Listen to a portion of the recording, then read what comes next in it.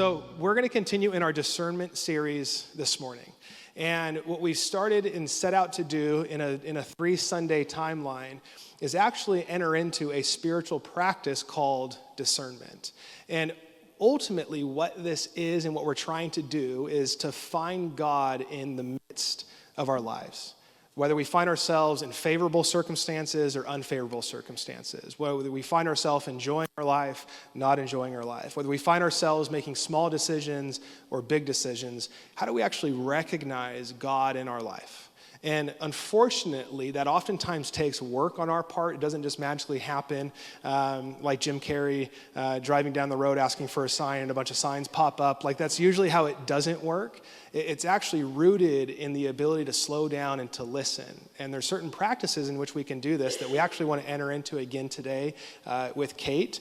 And a part of it, the Apostle Paul, he started a bunch of churches 2,000 years ago and was an influential church leader. And he wrote to some of the people, and he said that he is praying for them to be filled with the knowledge of God so that they can live out the will that God has for them. And for us, knowledge is usually head understanding, but what he was saying is actually to fully experience and to understand God in an intimate way, that he's actually real and active and wanting to be a part of our lives. So last week we talked about actually finding God through our desires. Some of us have been told to not trust your desires. Some of us have been told to trust our desires completely. But how do we actually allow God to show up through our desires? And then Kate is going to introduce us into today's topic and enter us into some practices. So can we welcome her up again? Kate has very quickly become a friend. She's from Visalia. We got connected through some other people that we both know, some shared friendships. And yeah, in a short time, she's a trained spiritual director, which I can talk more about here at the end. But thank you for being with us, and they're all yours. Yeah, have fun. Is that on? Yeah, buttons. There we go. All right. Thank you so much for having me again. I am so glad I get to be with you. And today we're going to talk more about discernment. And we're going to talk about how to discern when we have internal issues. Things don't come easily. How to make decisions and how to notice and find God in the midst of our own wrestlings. And so I want to start by giving a little bit of background. Now, because I think a lot of these practices, they're important and it roots us in a long tradition within Christian history. So in 1521, a guy named Inigo Lopez happened to be a rising star in the Spanish military. And unfortunately, he had an incident with a cannonball, right? It was issues on the job at the time. And he ended up with a wounded leg and back, and he ended up in a long recuperation in bed. And this is the time before there was Netflix and eternal doom scrolling, and no one was keeping up with any Kardashians. And he's recovering, and he's bored, right? Can you imagine how bored you would be? So he ends up imagining himself as this fighting knight who was impressing all the ladies. So he goes on and he asks the people who are taking care of him for some romance novels. And unfortunately at the time, they happened to be fresh out of romance novels, and they ended up giving him the Life of the Saints. They had some big giant books of the lives of the saints. And can you imagine, like, it really doesn't hit the same. It's a different vibe. But for Inigo, desperation and boredom really won out. And he found himself reading these books and being drawn to the saints and their dedication and their willingness to do whatever God asked of them. And he was drawn to their devotion. And he himself was this knight, and he had a code of honor. So he understood what it was like to dedicate yourself to a cause. And through this recuperation, he ends up going on this spiritual journey in which he dedicates himself as a knight to the glory of God. After his conversion, he goes on to write what would become known as the spiritual exercises, which is a practical guide for meditation.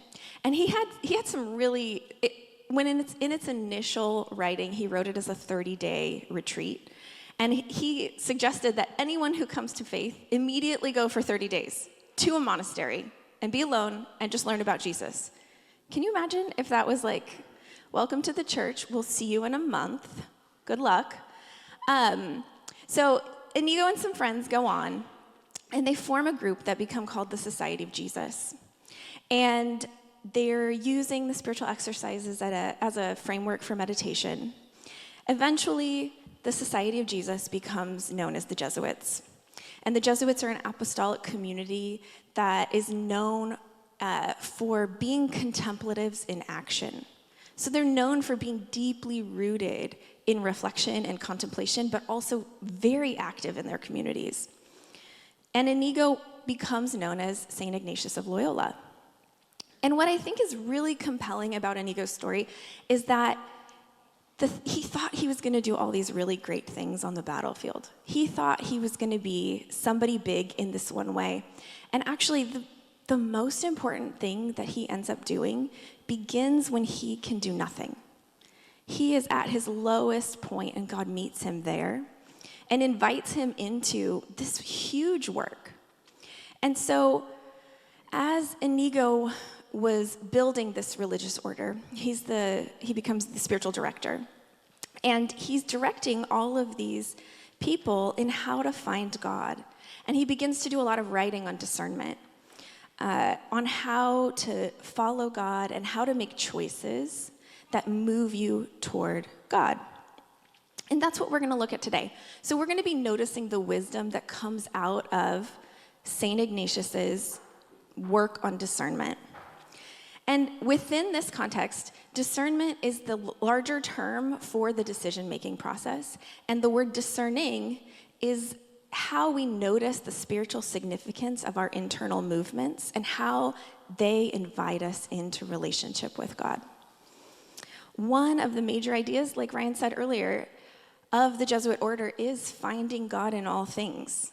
That is like the foundation. That is the invitation. And so in this discernment really offers very practical ways to notice and practice being with God. And like we talked about last week, you are making decisions every day. Every day, your life is full of small decisions. Some days, your life is full of big decisions. And so knowing how to navigate those choices can be really, really impactful for how you move toward God. Good news, if anything, Ignatius was practical, moderate, and loved a list. So there's going to be a lot of structure within how he talks about discernment. So within the discernment process, you can trust that if you are seeking God, that God is going to join you and help you in that process. So the first step of Ignatian discernment is indifference. And in this context, the word indifference does not mean apathy or disinterest. What Ignatius means by indifference is internal freedom. It is coming to a decision, coming to a choice as freely as possible. Indifference is the ability to set down your initial biases and choose freely. It's a posture of open hands. And the picture that Ignatius gives is of an old, kind of like a metal grocery scale. And what happens is when there's nothing weighing on it on either side, the metal pointer points directly up. And so in this framework, we come to the discernment process not leaning one way or another. And this is because he says that if you start leaning one way or another, you start a decision process leaning one way or another, you actually are cheating yourself out of making a good choice. So I admit that being indifferent, it's super hard. Especially, think of a time when you had to make a choice. There's sometimes we just have things we lean toward. But indifference it's a good thing to strive toward at the beginning of a discerning process. So the next move, after we become as free as we can internally, the next move is we're going to notice our feelings. And we're going to become curious. We're going to ask some questions about what we're feeling. And this comes straight out of Ignatius's story. Now we remember the cannonball incident, right? So he noticed that he felt joy and peace and fulfillment when he was imagining himself within the lives of the saints, doing what the saints did. And he noticed that he felt dry and unsatisfied as he was imagining himself this like hot to trot courtier, right? It was not as satisfying, and he realized that when you are in accord with God's invitations for you, you will naturally feel a sense of peace. You will feel within your gut that something is right. So, in order to make a good decision, we have to pay attention to these internal emotional responses within ourselves. And when you act according to God's presence within you, so when you act and you sense a sense of peace or rightness, this is what Ignatius calls consolation. And this tells you that you're on the right path. And consolation, it's life-giving. It moves us toward increasing hope, faith, generosity. It feels like our soul is at rest. We feel shalom. On the other end, if you're in a decision process and you notice that there's a lack of peace, this is like disquiet in your soul. Something just feels not right. This is what Ignatius calls desolation. And desolation feels like turmoil. It's a feeling that you have to force things to make them happen. It's a feeling of churning anxiety, that you feel really unsettled within yourself. And Ignatius says that we're to notice these and notice how they invite us toward or away from God. Like I said, Ignatius was a moderate man. And he emphasized that the life that you are invited to live is livable. It is not a burning the candle at both ends kind of life. And it's not extreme.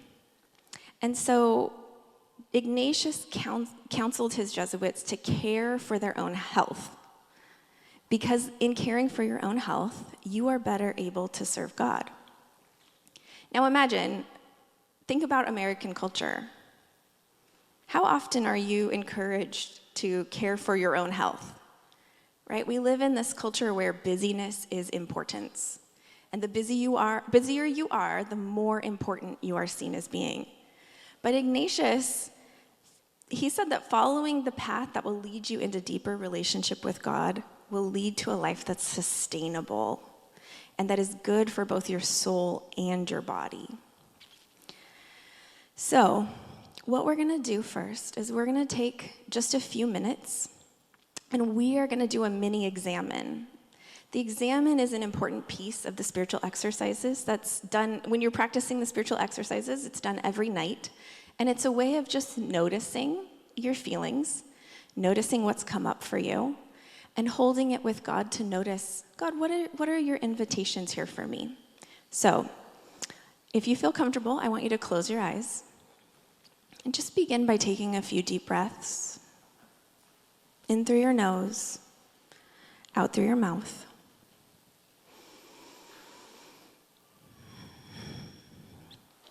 I want you to notice, where in life do you experience consolation? Where do you experience joy, peace,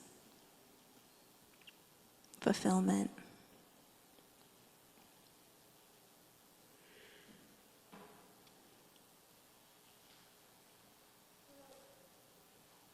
Where does your life feel aligned with God?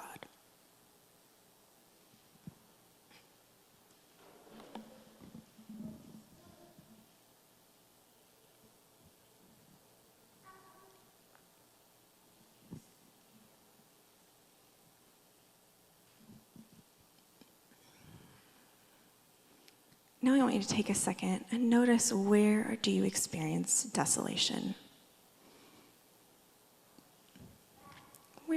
Is there anywhere that you feel like things aren't right?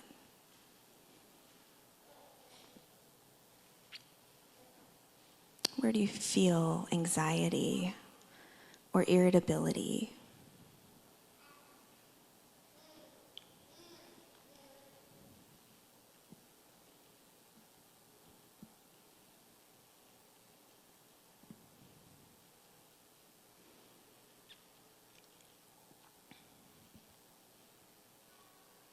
How might these two feelings be inviting you into a conversation with God?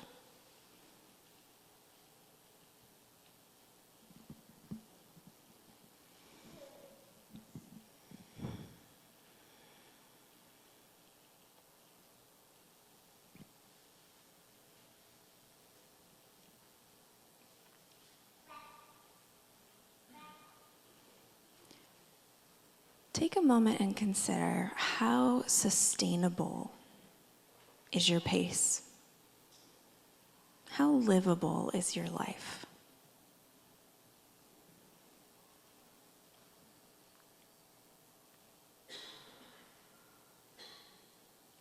Maybe you're noticing that you've said yes to more than God's portion for you.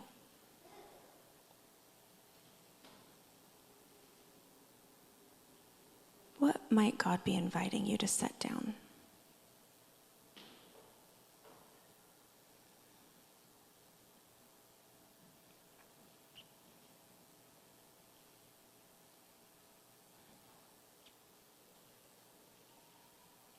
Is there any action or rhythm that God is inviting you to pick up or to begin engaging with to help care for yourself?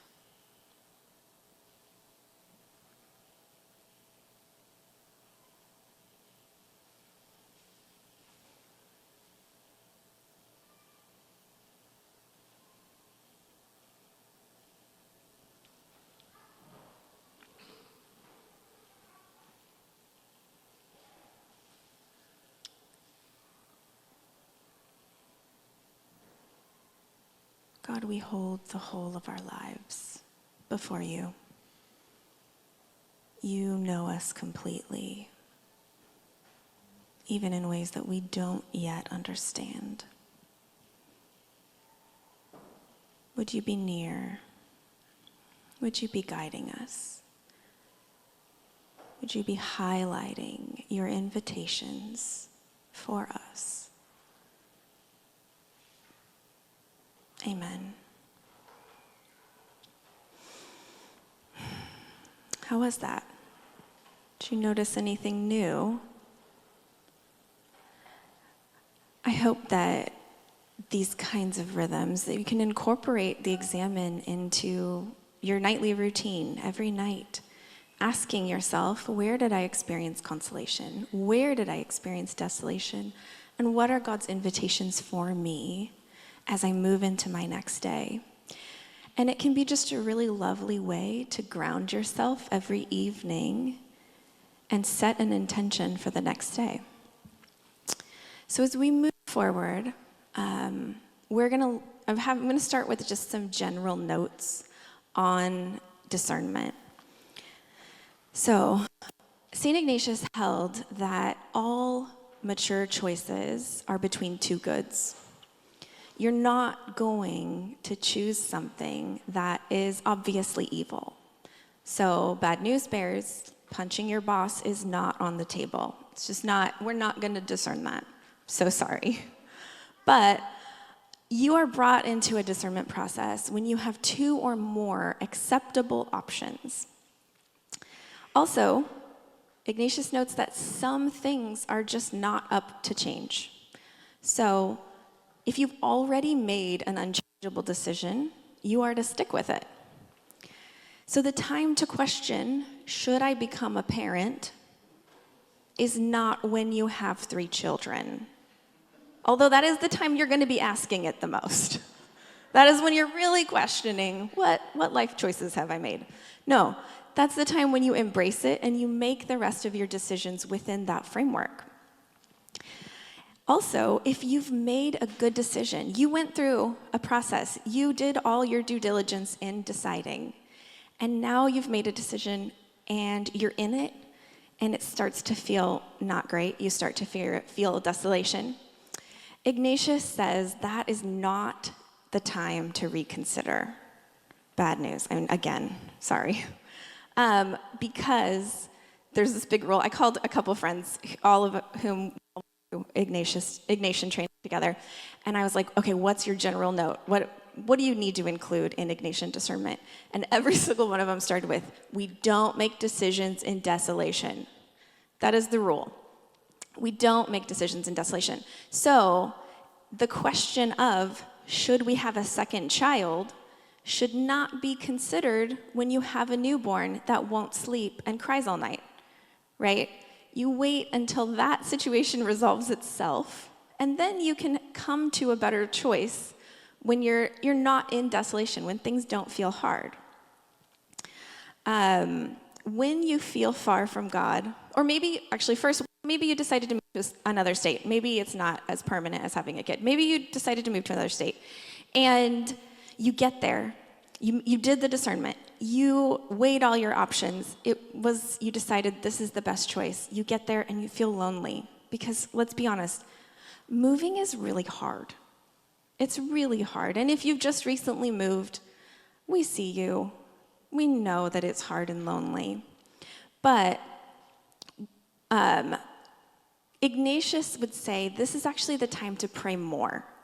This is the time to pray and notice more and invite God into those lonely, sad, hard places within yourself. So we don't make decisions in desolation. Because Ignatius says that when you feel far from God, you're likely to make decisions that actually lead you further. And we see this progression kind of happening in Psalm 1, where it says, blessed is the man who walks not in the counsel of the wicked, who stands in the way of sinners, who sits in the seat of scoffers.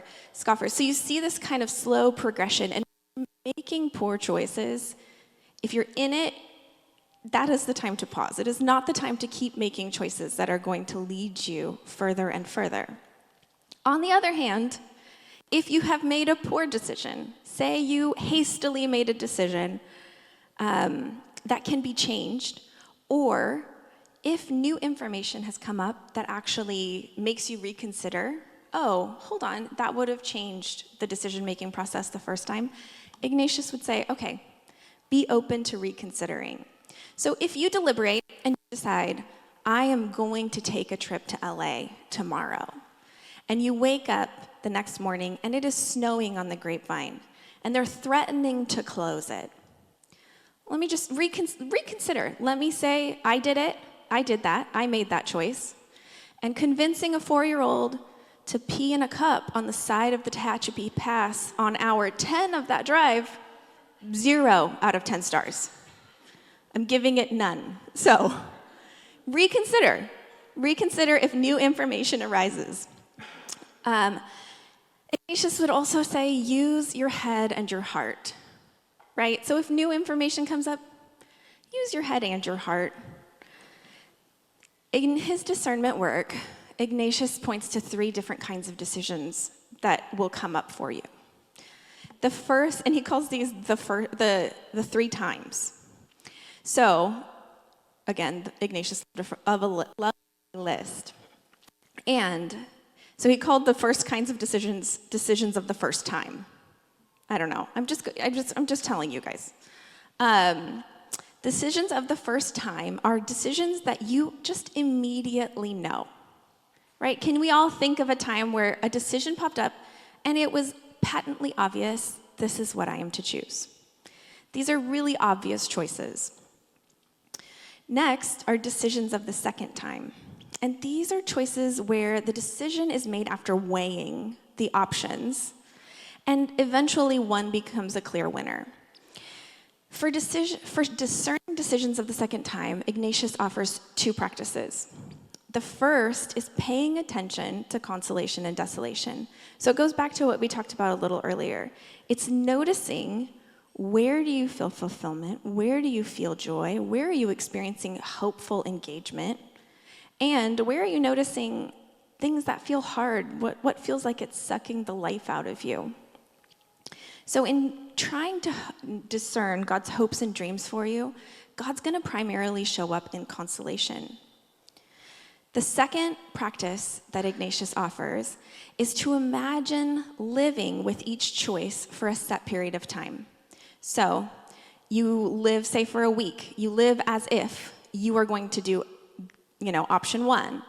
And you kind of get to see and feel the advantages and the disadvantages. And then you take time and you go and you do the same thing, but with option 2 or 3 or however many options you have.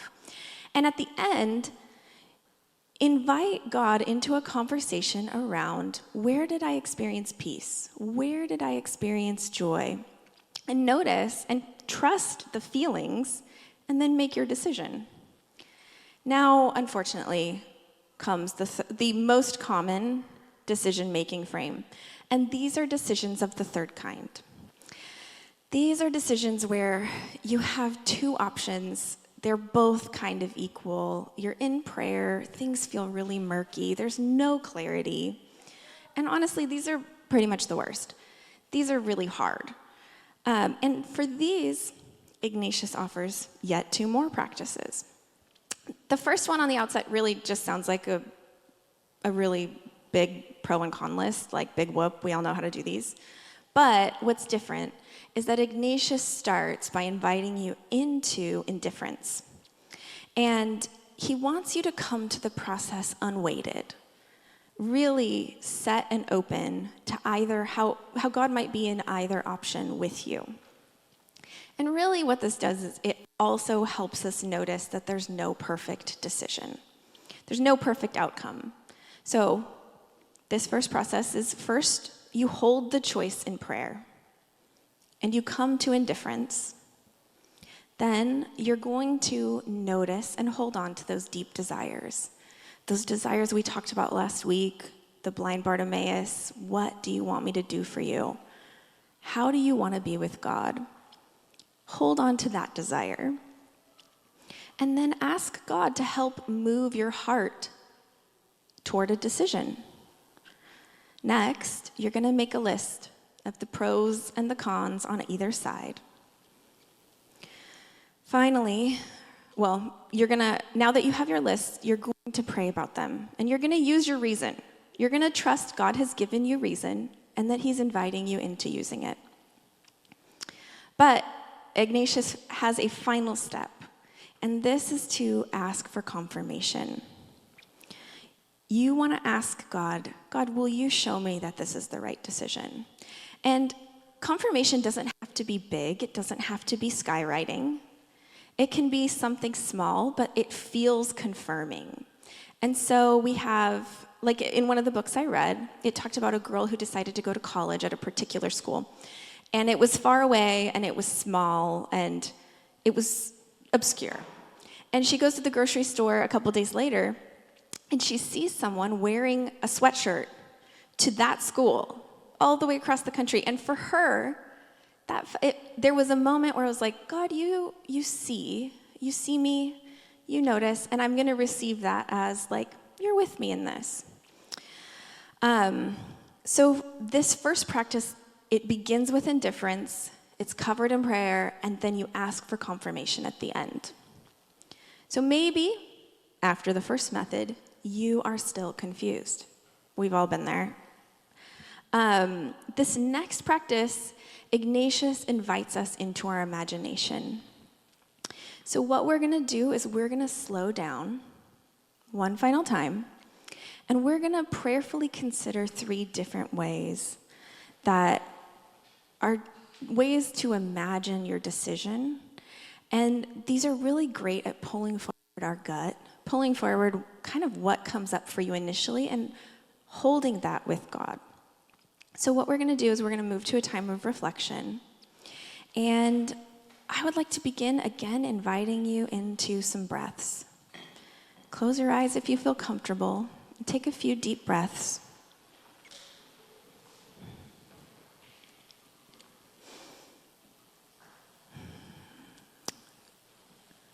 If you have a decision, bring to mind that decision. It doesn't have to be big. Maybe it is something big. Maybe it's a life transition. Or maybe it's something new that you're wondering, should I pick that up?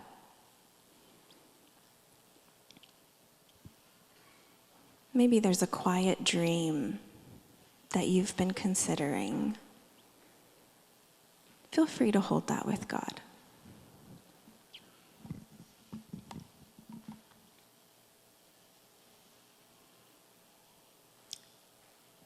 I want you to take a moment and, as best as you can, come to indifference. Imagine yourself as the pointer on a grocery scale, not leaning one way or another. You're centered.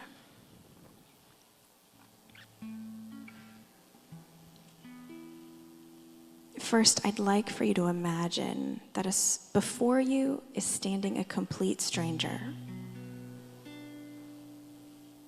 They've come to you for wisdom regarding this decision. Imagine for a moment they lay before you their options.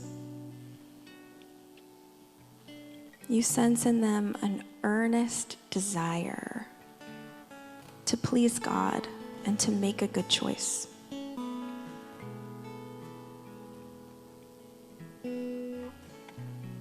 What advice would you offer them?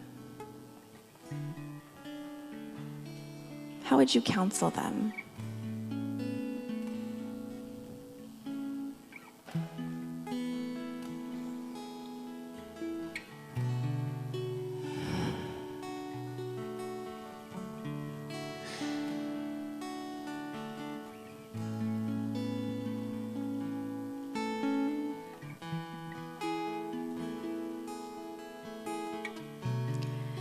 Now I want you to imagine yourself years in the future. You're on your deathbed. You've lived a long and full life. Consider once again your decision.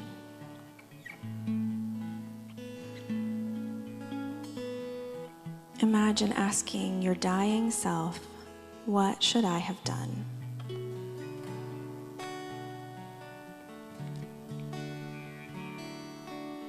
How does this future self answer?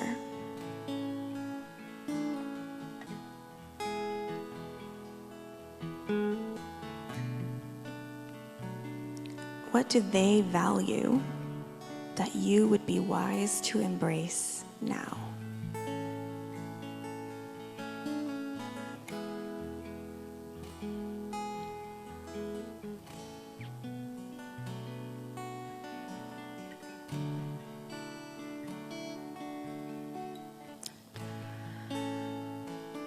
Finally, bring to mind the person you would like to become. Imagine the person you feel God is inviting you to be.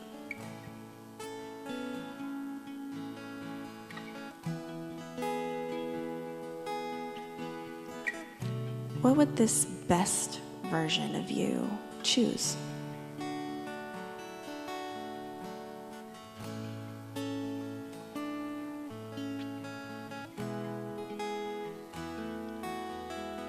If you were a freer and more loving person, what would you choose?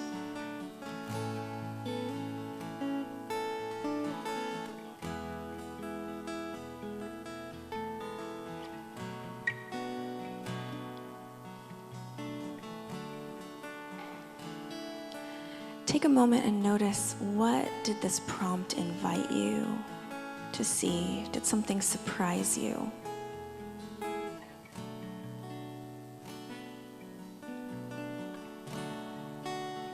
Let that be the beginning of a conversation with God.